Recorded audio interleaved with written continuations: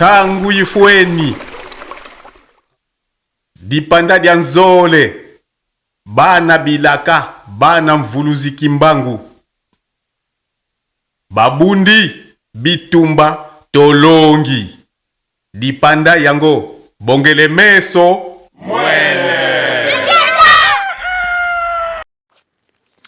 kukiele kukiele kukiele kia kaka kukia nkobe ankolo lubu kikayo mongongo bozali koyoka ezali ya wabino ndeko nembumba vala nembumba vala botamina mama masanga vala pena tata nlandu mabiala nembumba vala azali mfumu ntsaku nevonda yenge kieno yenge na bino lisusu kukiele. Voilà batata na bamama bana ya Congo bana ya Afrika situ Congo diamfwa Congo Kinshasa pe Congo Ngola maye oyo tozali kotanga na buka kukiele est concerné bino plus pour que bino pe bozwa bokene kopanza mokili mobimba les trois Congo en tout cas to sala pena makasi likambo ya tata Kimbangu bana kokende liboso. Donc voilà, kukiele siliko ya mateya ya sika, mateya ya temps. Donc voilà, bandeko muntu kuti nave. Lelo oyo tozali na ba explication net et clair bandeko ya os dishango kasi ya mpoto koma wana tika tout ça la lecture sans commentaire. Voilà. Guérison et miracle de Mfumu Kimbangu. À l'époque de la construction du chemin de fer Matadi-Kinshasa, les Blancs qui avaient en charge des conducteurs de travaux des casseurs de pierres étaient surnommés par les ouvriers congolais de Boula Matadi. Or, l'essence réelle de ce terme dans la tradition Congo signifiait travail forcé de leur dur labeur. Pendant cette période, il y avait toutes sortes d'épidémies, surtout la maladie du sommeil qui était injectée par les missionnaires scientifiques sur les territoires Congo pour leurs études de médecine. Kimbangu, dans sa première prophétie, découvrit que cette maladie provenait d'un insecte étranger, mouche tchétché, qui venait des scientifiques occidentaux qui nous considéraient comme des animaux domestiques. Oh là là! Cette campagne avait commencé après la guerre de 1914-1918 et avait pour but de nous paralyser. Mais nous étions épargnés grâce à la puissance de Nzambi Ampong. Kimbangu a guéri à son époque des milliers de malades. À cause de cette épidémie, plusieurs hôpitaux débordés étaient fermés. Oh là là! Mais face à la puissance et la protection de Nzambi Ampungu, la médecine des Blancs dans son côté maléfique avait échoué. Kukiele. Témoignage sur un miracle de 1921 de Kimbangu qui avait sauvé mon grand-parent. Encore au village Kindinga, ce message, encore au village Kindinga de mes grands-parents et de mon père après la guerre de 14-18. Et suite à l'occupation et l'implantation de l'ancien colon, M. Gilles Valancoeur, entre parenthèses belge, au village Kindinga, Tomvela, Anvers. Le climat était très tendu entre Valancoeur et les villageois après que ce dernier ait fait liquider à bout portant Mfumuzai Kwanzambi dans son village propre, devant ses propres neveux et nièces médisés. Oh là là! Le corps de Mfumuzai reste sans sépulcre. Voulant venger son oncle en 1921, Ndoualouzai, son neveu, descendit la nuit avec Mfumu Kibungi qui était son cousin pour déloger les nouvelles occupants dans sa villa fraîchement construite en Vela. Mais ce Valancoeur lâcha son chien de garde, un labrador sur les deux agresseurs. La colonne vertébrale ainsi que les deux épaules de Ndoualouzai furent fracturées. Oh là là! La victime fut placée sur une kipoy, brancard traditionnel, en vue d'être acheminée en Kamba où il devait être soigné par Mfumu Kimbangu qui se trouvait à une centaine de kilomètres d'Nkolo. Lorsqu'ils arrivèrent à l'étape de Mbanzangungu, Mfumu Kimbangu, qui suivait dans une vision à partir d'Nkamba, cette scène macabre fut touchée par la foi de ceux qui transportaient les blessés et du malade lui-même. Il cria fort et à cette distance, Telema Munkumbu Amfumu Nsambi Ampungu Tulendo, c'est-à-dire, lève-toi au nom de l'Éternel Dieu le Tout-Puissant.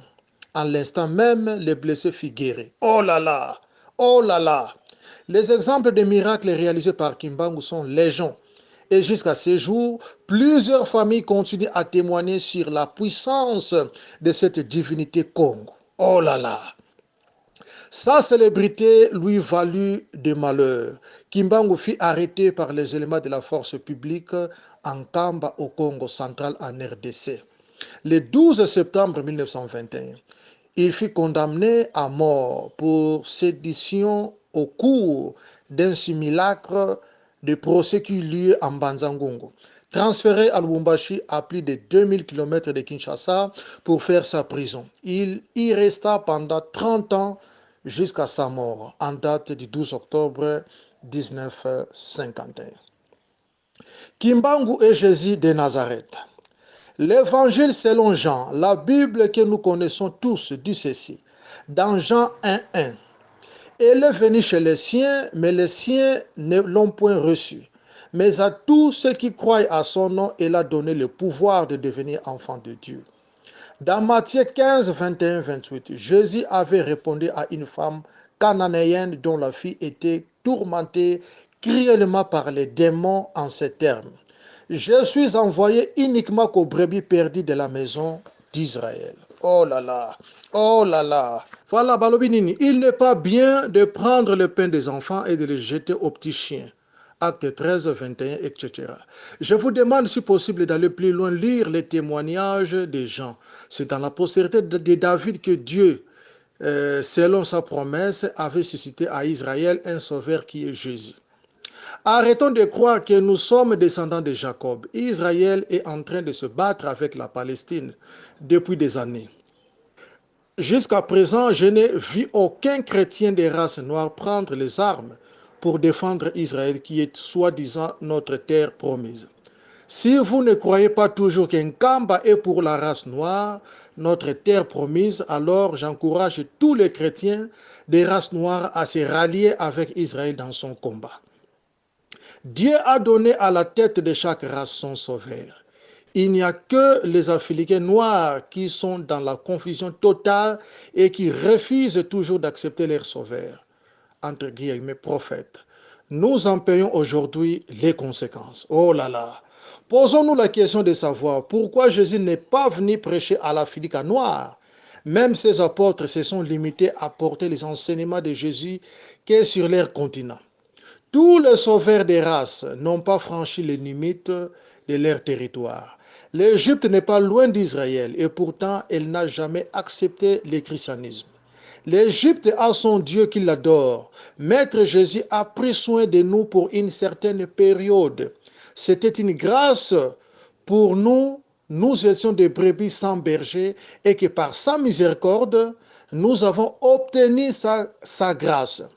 Rappel, lire dans Matthieu 2,13. Souvenez-vous de la fuite de la Vierge Marie et Joseph ainsi que leur enfant Jésus en Égypte, juste après sa naissance. Le roi Hérode avait l'intention de tuer les rois des Juifs. Ils ont vécu en Égypte pendant un bon moment, en toute hospitalité dans un pays des Noirs. Jésus, avant de mourir sur la croix, a vécu un véritable calvaire. C'est encore un Noir, Simon de Cyrène, qui le secourt de sa croix. Mais à la chambre haute, la Bible ne parle jamais de Simon de Cyrène. Pourquoi et que doit-on conclure? Israël avait 12 tribus sorties de Jacob. Celui-ci avait 2 femmes, des mères et des mêmes pères. Les 2 sœurs avaient chacune une servante et ces 2 servantes sont devenues aussi des femmes de Jacob qui font 4 femmes qui ont engendré les 12 tribus d'Israël. La Bible chrétienne ne démontre pas que nous sommes des descendants d'Israël. Dieu qui nous a créés n'a pas entretenu la confusion autour de son origine, car notre histoire n'a jamais été expliquée clairement par ceux qui veulent jusqu'à ce jour nous garder sous leur coupe. Ce sont ces hommes pour leurs intérêts qui interprètent et qui sèment la confusion dans nos esprits pour bien contrôler les pays d'Afrique. Dieu est amour, Dieu est juste et bon. Il ne cache point ses intentions. De qui doit-il avoir peur? Le pape Léon VI, 217e pape de l'histoire de la chrétienté, avait prophétisé en 1491 que Dieu, le Tout-Puissant, a mis en route le sauveur de la race noire qui sera très puissant. Il sortira au-delà de l'Éthiopie. Ce sauveur, vous le connaissez maintenant. Et n'en doutez point, c'est Kimbangu. Bongele Meso, Ndona Kimpavita, avant de rendre son âme au-dessus du feu, avait prophétisé publiquement sur Kimbangu en annonçant que ces sauveurs, tant entendus, allaient naître d'ici peu de temps vers le centre du Congo. Bref, l'arrivée des Blancs ou des missionnaires avec la Bible de Constantin au pays d'Africa n'est qu'une ruine politique. N'est qu'une ruine politique, économique et sociale sur l'ensemble de notre continent. L'unique parole qu'il faut retenir de Dieu, c'est l'amour, la joie et la paix. La conversion au christianisme par le baptême ne pouvait pas changer la nature de l'homme. La plupart des malfaiteurs, des criminels ont tous reçu le baptême et même les missionnaires ont manifesté leur couleur. Leur comportement ne reflète pas Christ le véritable. Le vrai baptême, c'est la bonne manière de vivre et d'agir dans la société. Pour être un enfant de Dieu, les fruits doivent se manifester dans ton comportement de tous les jours. Oh là là! Constant sur Kimbangu, les Bakongo en particulier et les Kinois en général devraient en principe être les vrais témoins de l'histoire de Mfumu Kimbangu. Oh là là! Oh là là, Bandeko Masobele. Car sa vie et son ministère s'est déroulé en grande partie dans cette ancienne province de Léopoldville. D'autres régions du Congo ont connu Kimbangu par personnes interposées, plus particulièrement à travers les relégués qui ont continué partout où ils furent envoyés à exercer leur foi envers cet homme, tandis que les populations du Katanga l'ont côtoyé dans sa vie de prisonnier durant 30 ans.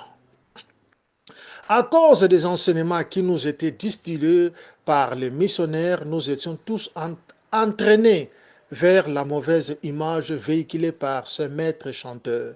De cette manière, ils ont réussi à détruire notre destin en régnant notre sauveur.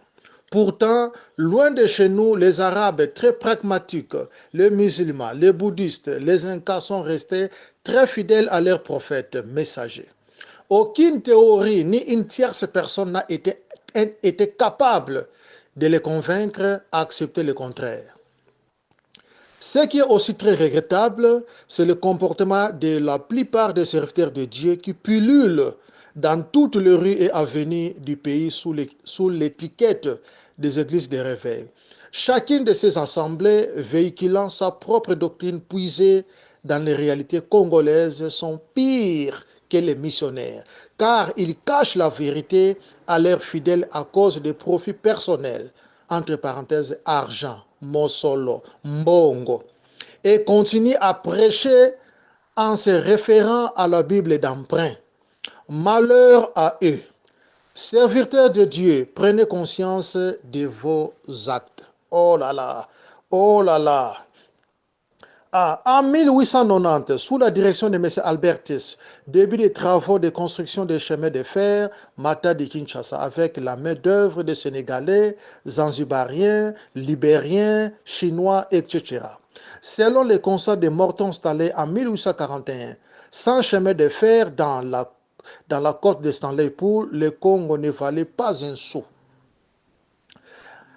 Point 4, 12.2, en 1890 avec Ngongo Lutete. Ngongo Lutete ou Luteta fut un chef coutumier très puissant en RD Congo dans les Sankuru, né vers 1863, d'origine Tétela.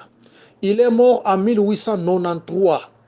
Ngongo Lutete fut un vaillant guerrier qui a résisté après à la traite négrière. Pendant sa jeunesse, il quitta son village pour s'installer au Maniema.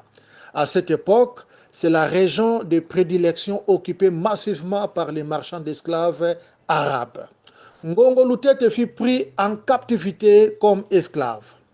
Il travailla pendant une bonne période avec les Arabes, mais interpellé par sa conscience, il parvint à tourner la face pour rejoindre son peuple. Son but fut de constituer une armée des autochtones pour libérer les Maniema des esclavagistes, les Sankuru, la Chopo, jusqu'à la frontière avec les Katanga. Toutes ces régions jusqu'à l'est étaient dominées et vivaient sous l'emprise des Arabes. La majorité était convertie à l'islam.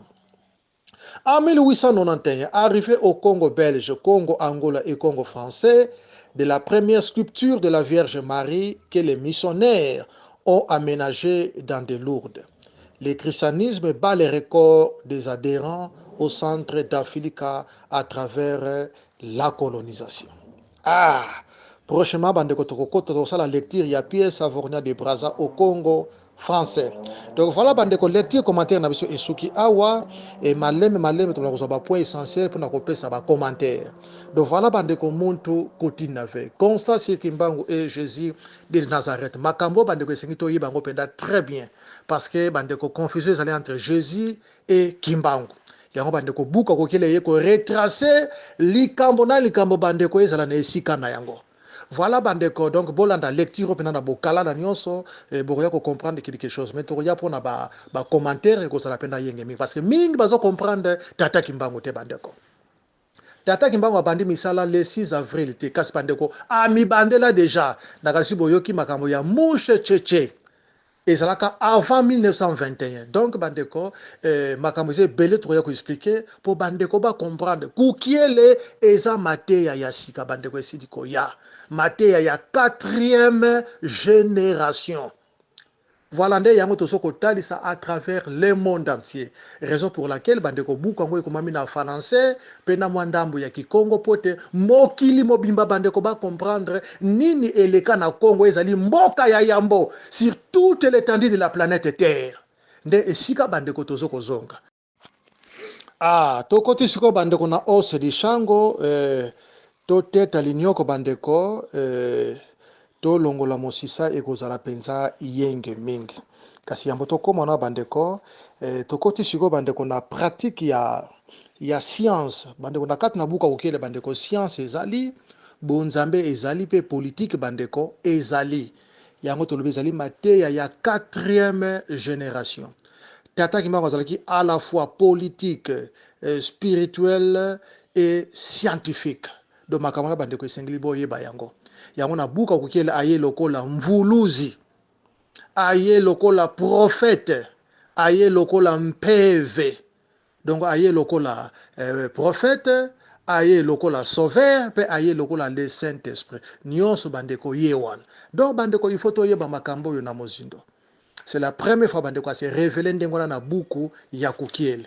Yango alobita solo to informer bandeko na biso.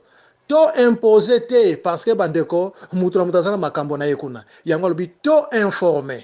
Oya koyoka ingeta, oya koboya bandeko azali libre. Donc voilà kasi suka nde bandeko biso nyosu na kati na kintu adi to kovanda pe to kosolola. Bongele meso mwene parce que désordre bandeko ekozala kaka le bienvenue sur la terre Congo. Donc voilà bandeko, invention de l'écriture. Par révélation divine, notre ancêtre Mpanzu Ier parvint à mettre sur pied pour la première fois une écriture appelée Sonobiampofo, qui voulait simplement dire écriture des aveugles. Cette écriture sacrée ne se lisait pas à l'œil nu.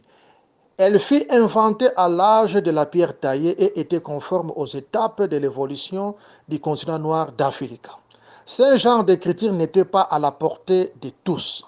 En d'autres termes, Sonobian Longo était des lettres sacrées qui n'avaient aucune mesure avec les Écritures saintes de la Bible chrétienne qui firent inutiles de la colonisation. Notre écriture était gravée sur une pierre ou sur l'os d'un animal. Donc voilà. Pour déchiffrer les messages, il fallait être un initié. Il léchait la dernière lettre gravée sur la pierre ou le support sur la langue, tête levée vers le ciel comme principe. Pour l'homme, il fixait les yeux vers l'est. Pour la femme, elle fixait vers la direction sud. L'homme fixait le soleil, la femme fixait la lune, jusqu'à ce qu'elle reçoive les codes d'initiation pour l'accès. Un bruit sonorisé qui reproduisait la pensée exacte de l'expéditeur se faisait entendre discrètement. Écriture Sonobianzonzo. Notre seconde écriture était intitulée Sonobianzonzo parce qu'elle avait la forme de clous que Nempanzu III avait découvert bien avant la naissance de Jésus de Nazareth pour vous situer en guise de repère. Cette écriture a disparu dès la colonisation par la volonté de ses envahisseurs. Par contre, l'histoire de l'ancienne Mésopotamie est écrite aussi avec des clous et ils en font un prodige. En faisant recours à notre patrimoine culturel ancestral, vous découvrez nos masques et vieilles sculptures en bois pleines de clous que vous ne trouverez nulle part au monde. Les historiens et anthropologues nationaux et étrangers se limitent tout simplement à vanter l'expression et la beauté de ces œuvres d'esprit. Voilà bandeko bankoko na biso bazala mayele koleka.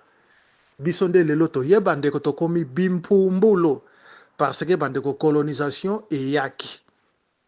Donc voilà bandeko makambo ebele ezali ya koloba me malembe bandeko tokoya ko comprendre buka kokiele pe to bala kopesa bandeko ba explication pe kokota na mozindo parce que lelo noir ezomona etasola za ressources mayele te pourquoi parce que bandeko tobungisa bonzambe tobungisa science tobungisa politique alors soki bonzambe zongi bandeko nyonso tobungisa ekozonga voilà alors bandeko tata kimbango alobi nini na ose di shango os di shango bandeko tobosana te yango nde epesi formule mathématique na mokili nyonso bozokomona yango mpe epimisi physique na chimie do bandeko nyonso eutaka epa na biso me tomiyebi lisusu te alors po tomiyeba bandeko il faut bonzambe ezonga baoyo nyonso baza komibenga baspirituel o biso bagrand spirituel bandeko lovunu bonzambe nano ezongi te tomiyebi lisusu te bandeko oyo nyonso tozango na eza na bainformation ti tango ekoya bandeko tokota na bapratique spirituelle jusqu'à bandeko bapratique spirituelle nanu eye te oyo nyonso bozokoyoka na ngai danger bandeko mutu moko te aza danger bandeko soki mutu azalaka danger bandeko nde si tokoma musika donc pour le moment bandeko ike leve nyonso tozalango bandeko ezalaka bainformation ti bonzambe ekozonga et jour bonzambe ekozonga bandeko je vous assure et je vous rassure mokili mobimba bakoyebeta solo nzambe azongi na Congo mboka ya ebandeli nyonso ekozonga a zéro nouveau ordre mondial bandeko ekopesama na mboka ya Congo dans son ensemble nani ayokite ainsi parle Mfumu Kimbangu lelo pe tomi koyoka solo Mfumu Kimbangu wana azo kobimela bato yete azali magicien bandeko tosala kabongo te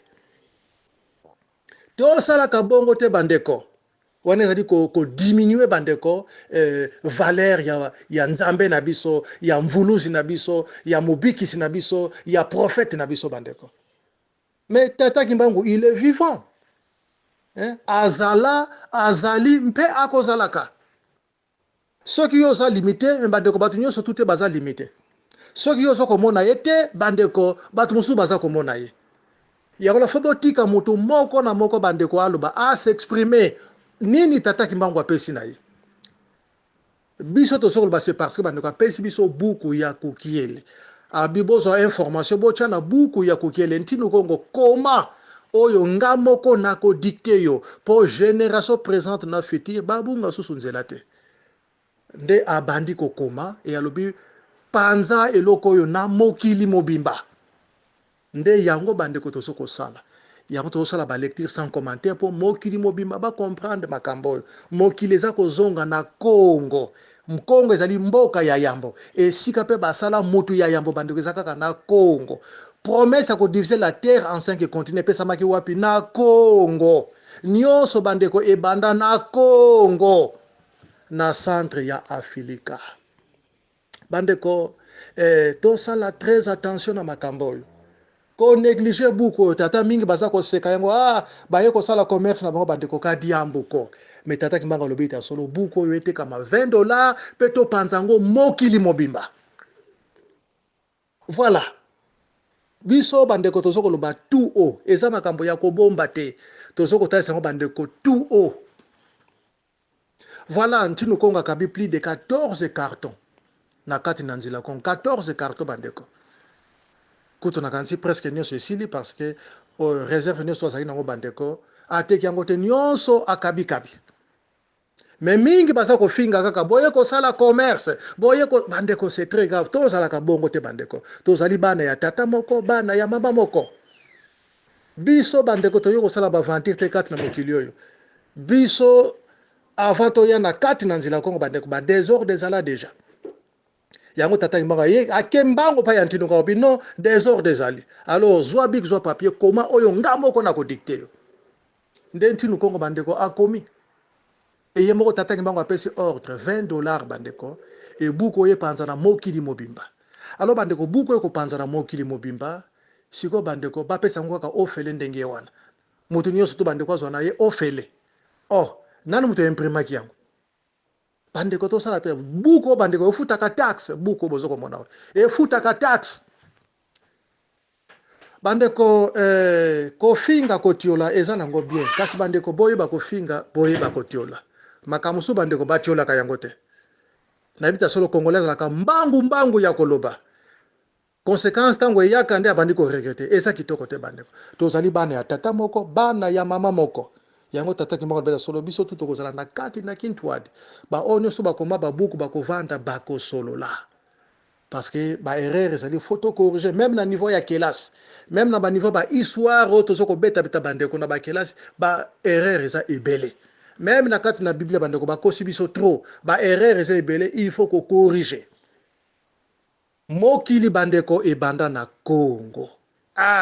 Bandeko ngaso na bandiko lobawa donc moyen ikelevé. Ezate bandeko toza na église. Oh, eza église te. No bandeko ngana lobite biso bandeko tata ki malo makama ba église nyo so bandeko ekokufa. Biso tata ki mo kapesi biso mandat lobi to loba. Yango tozali koloba. Voilà. Donc toza na mandat ona bandeko tozo kotalisa monde entier. Bongele meso mwene. Bandeko ose di shango ezo kozwa tan kasi tika tokota penza bandeko na mozindo ekozala penza yenge mingi. Nini tata ki mbango lobi po na ose di shango en bref. Parce que ngana kota penza na mozindo mais soki ba question ya ose di shango ne toko kota na mozindo. Mais di moins na minito yo tika na pesa bref ya makambo oyo. Nini toko loba bandeko? Archéologue belge oyo akundola ki os di shango bandeko, akundola ki yango bandeko na este ya Congo. Amemaki yango na Belgique et voilà. Kuna nde bandeko azoki pe ba archéologue mosusu ba américain, ba européen et voilà. Po ba découvrir, po ba sala ko luka bandeko os di shango ezali na ba écriture moko ezali écriture moko sacré. Ba luka bandeko ba découvrir écriture baza ko kokate ba yeba menini ekomami na kati na os di shango bandeko baza ko kokate ba luki batu nyonso tu ya mayele bandeko ba kokite ko découvrir maye ekomami na kati na os di shango. Alors bandeko nde kaka mpeve kotindaka nde bayaki epa ya l'artiste peintre Ntinu Congo tuzola na saki banza ngangalele nde bayaki epa na ye bandeko babio zali artiste je crois au koki ko faire découvrir biso écriture oyo bakomi awa Ntinu Congo bino boyelenga mokuwa wana na tuna tata kimbangu ekozala yenge mingi bandeko bango peto bayoki ndenge na basepeli parce que ba belge bayebi tata kimbangu malamu alors tama yoki mais c'est l'artiste peintre le beta solo boya nango et nazara nango na tuna tata kimbangu bandeko bayaki mbangu parce que ba benda ni bendele na mokili bandeko mondele bandeko akokite mindele bazalaka ba magicien ba grand chercheur kasi bandeko bakoki ko découvrir te baluki batu ya ndenge na ndenge bakoti nango na magie na bandeko esimbi te bakoki ko découvrir makambo eza na kati te. Alors fait de compte bandeko balembaki nde bayaki epai ya Ntinu Kongo. Ntinu Kongo alobi likambo te boya nango awawa voilà nalala nango tina kozwa révélation nango ndenge bongo na kozongisela bino. Bandeko Ntinu Kongo azwa mokuwa et voilà kosenga epai ya Tata Kimbangu. Voilà bandeko Tata Kimbangu nde abimilaki na bokala la nyonso. Sikoyo yo kolobeta solo Tata Kimbangu abimilaka bato te, wa abimilaka bato azali magicien. Quelque part bandeko tobelaka. Donc homme noir bandeko c'est vrai azala penda colonisé na batina mwele pinière. Voilà bandeko Tata Kimbangu survint physiquement epai ya Ntinu Kongo. Tata Kimbangu ayebisi boy mwana nanga écriture wana ezali sacré. Écriture ozo komone komami na os di sango ezali sacré. Moto moko te ya mokili oyo to race moko te étrangère bakokoka ko découvrir maye oyo komami na os di sango. Race moko te étrangère s'il vous plaît.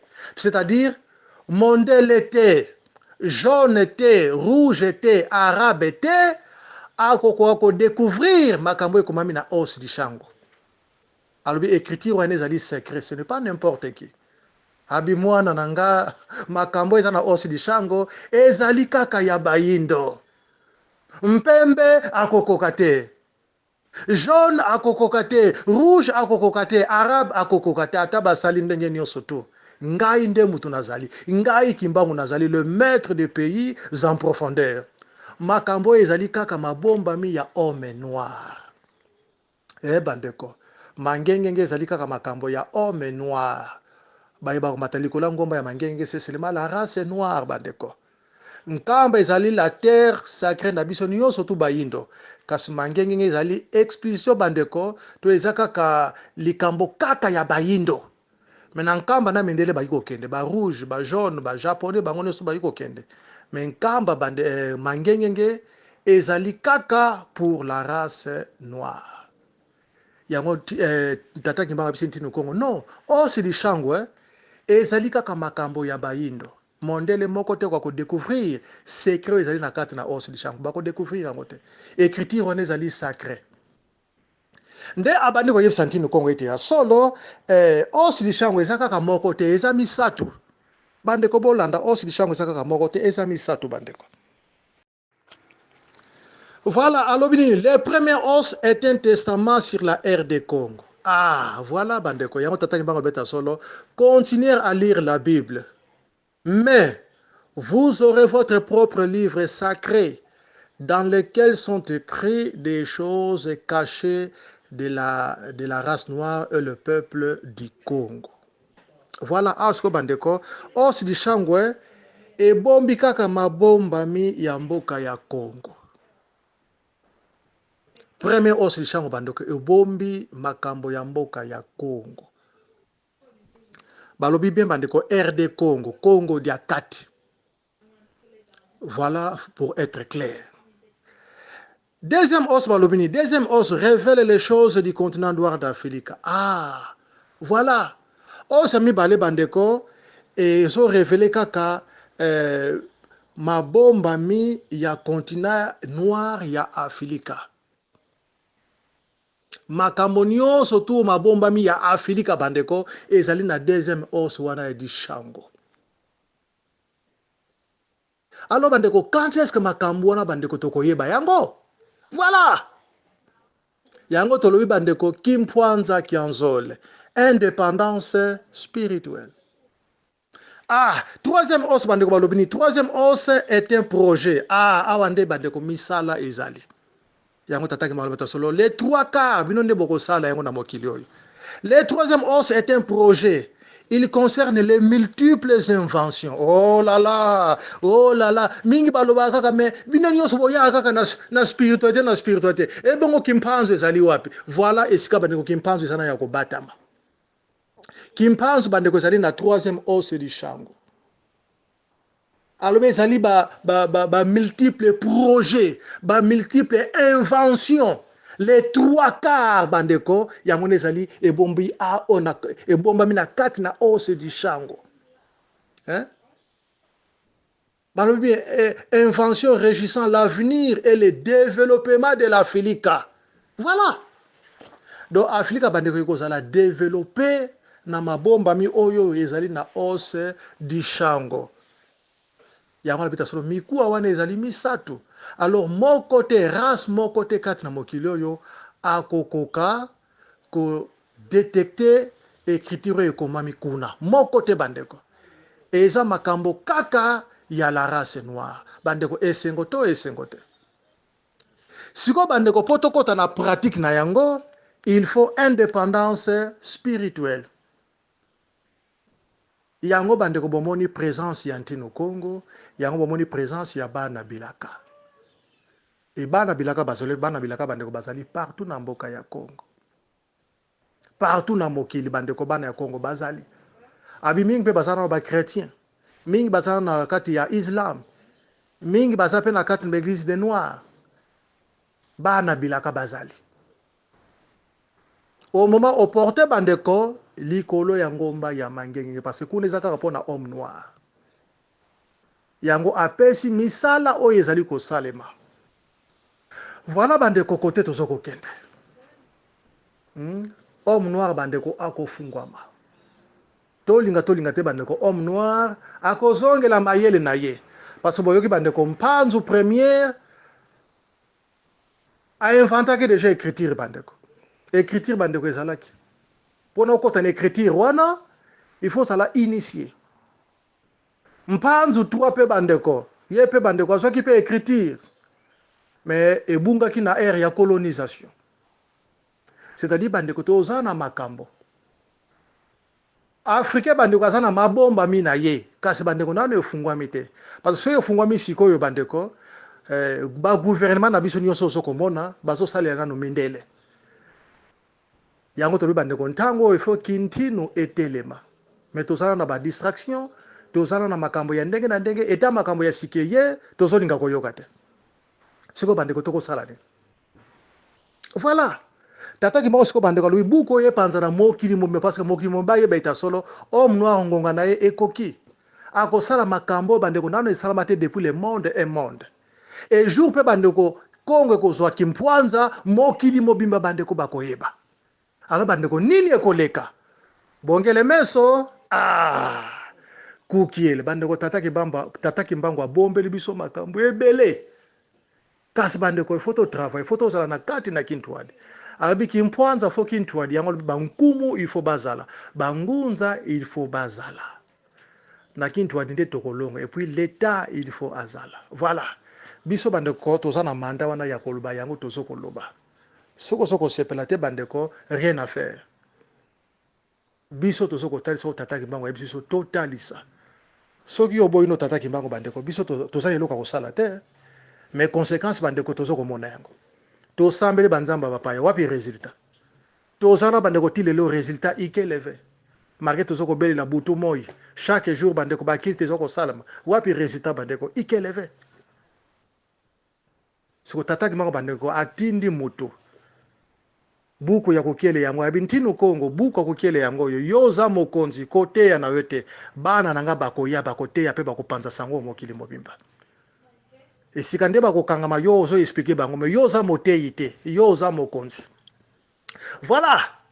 Donc bandeko biso tozali clair tozana manda wana yango tozoko talisa mokili mobimba kukiele eye kobundisa bato te kasi biso tozolanda kaka etinda ya tata kimbango. Buku ezali kaka buku ya nzila Kongo te ezali buku ya mokili mobimba. Yango bomoni bandeko elobeli presque makambo ya mokili. Elobeli science, elobeli politique, mpe elobeli bonzambe. Bongele meso mwene biso toza limité te. Biso tozo lobela nyonso na kati na buku ya kukiele. Voilà. Nakanisi oya yoki bandeko ayoki en tout cas nembu mavala zali wana nakanisi ba audio na zali na kopena yango na mbuta nsinga en tout cas to senga kaka des audio bolimbisi ndenge komi mwa ebele nzambe bankoko vraiment ayeba na kozala na biso banso yenge kela. tangu yifweni dipanda dia nzole bana bilaka bana mvuluzi kimbangu babundi bitumba tolongi dipanda yango bongele meso